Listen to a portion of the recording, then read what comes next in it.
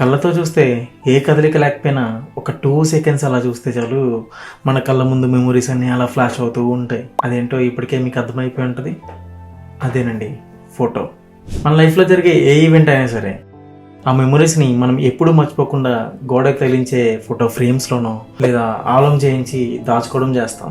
ఇప్పటికీ బోర్ కొడితే ఆ ఆల్బమ్ తీసి చూసి రీమెమొరీస్ చేసుకునే వాళ్ళు చాలామంది ఉన్నారు. అయితే ఈ ఫోటోల వెనుక ఉన్న మేజర్ రోల్ అయిన ఫోటోగ్రఫర్ కోసం మాట్లాడాలనిపించింది.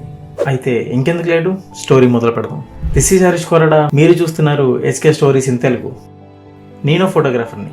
బేసిక్గా మా లోపలైన బాధలున్న అవేవి బయటికి కనిపించకుండా ఓపిక్గా అవతల వాళ్ళ ఎమోషన్స్ని క్యాప్చర్ చేస్తాం. అకేషన్ ఏదైనా సరే అలసిపోకుండా చివరి వరకు ఉండి, ఏ టైం అయినా సరే లాస్ట్ వరకు ఉండి నించోనే ఫోటోలు తీస్తాం.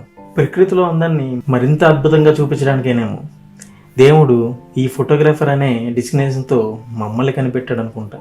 మా ఇంట్లో అన్నారు, ఏదైనా జాబ్ చేసుకోక ఎందుకురా ఈ ఫోటోగ్రఫీ అవి ఇవి అని.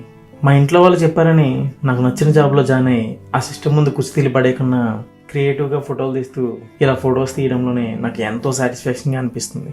నేను ఈ పనిలో పొందే ఆనందం మాటల్లో చెప్పలేంది.